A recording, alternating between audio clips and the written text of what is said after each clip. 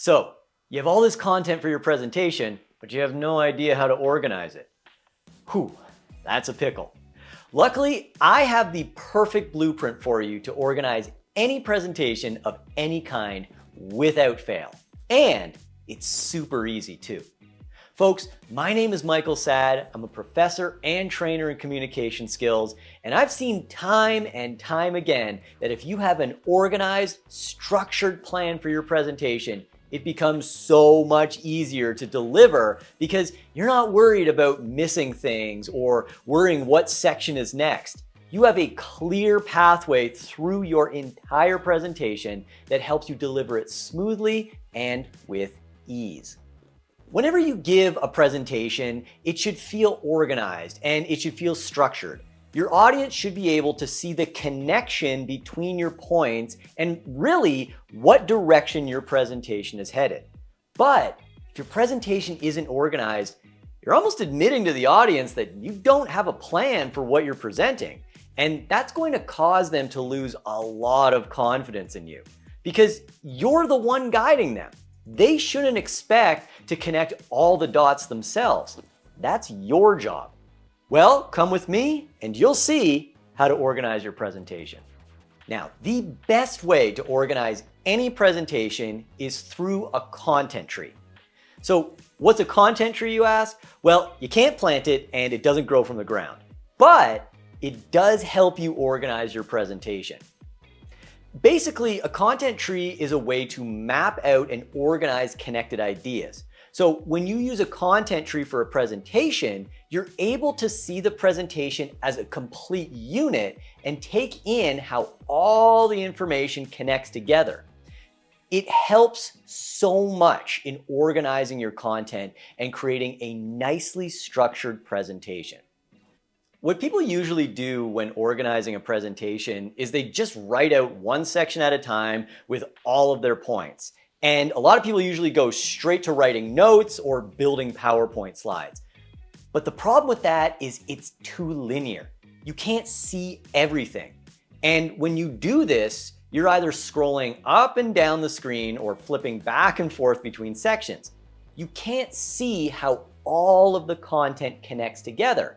And while you're spending all of your time building out one section, you're not paying attention to how it affects your other sections.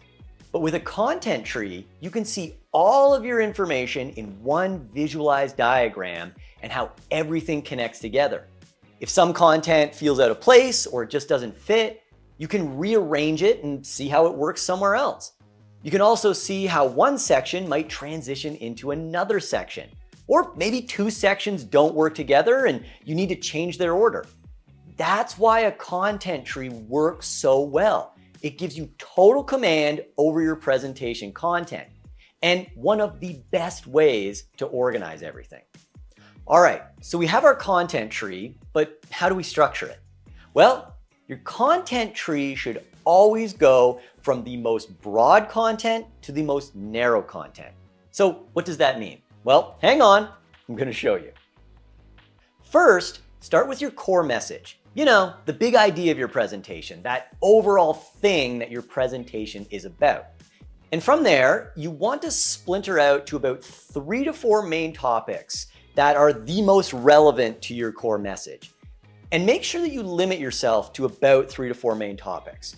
Now, the reason you do this is because this is a manageable number of main topics. Anything beyond that, and you're starting to include too much. And that much content can get away on you. Is this a hard and fast rule? No, but it's a good practice to operate in restraint because usually we can weed out a lot of bad content when we place limits on our work.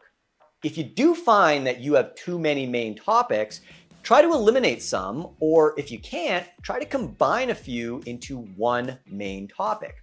It's actually pretty interesting how you can rearrange your content when you place limits on them. And if anything, it forces you to look at your presentation differently, mostly from a more efficient perspective.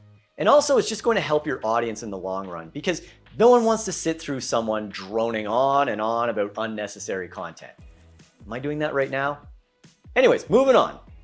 Okay, once you have your main topics down, we're going to go further down the content tree and add subsections and really build out those main topics. And you only want about 3 to 5 subsections under each main topic.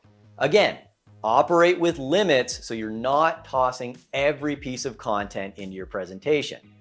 Now, there's probably information that you need to include in your presentation, but what if you're not sure about what to include?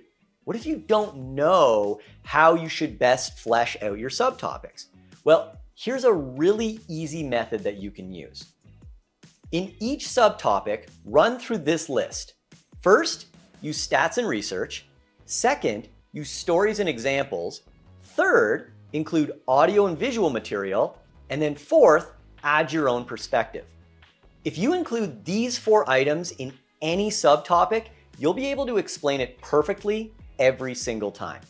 You include stats to show your research. You include stories that will give examples and comparisons to expand on the research. You use audio and visual materials like pictures and videos to further demonstrate your topic. And you add your own perspective that will let you analyze the content further. And that's how you build out the content in your subtopics. And that's it. Those are the levels of your content tree and all the material you need to build and organize a presentation outline. Now, when I build a content tree for my presentations, I like to use Post-it notes, either physically on a board or through a digital program like Miro. I've included a link in the bio for Miro. What this lets me do is I can color code each branch of my content tree, and I can easily add, remove, and rearrange all my content. And it's still all organized and I can see everything in one place. I can easily add in my introduction and conclusion, move it around if I need to, or even take a snapshot of it and share it with other people. It's so much easier than trying to flip back and forth to reference your content. And that, folks, is my method for building out a presentation. Remember, if you have an organized pathway for a presentation, you won't be worrying about what comes next, when you need to mention some information, or you won't worry that your presentation isn't making sense to the audience. And when you come prepared, a lot of your nerves go away because you know what to expect, because there's no fear of the unknown. So remember, use a content tree. Pick a limited number of main topics and a limited number of subtopics, and organize it in a way so that you can see the entire presentation right in front of you. As always, I hope this video was helpful. Let me know in the comments if you have any additional questions about how to organize your presentations. And be sure to check out my other videos on how to start and end your presentations with ease. Also, if you want to work together on gaining even more presentation and communication skills, click the link in the description to join my free group on communication skills training. All right, I need to go take all these Post-it notes down. My house is covered in them. See you later.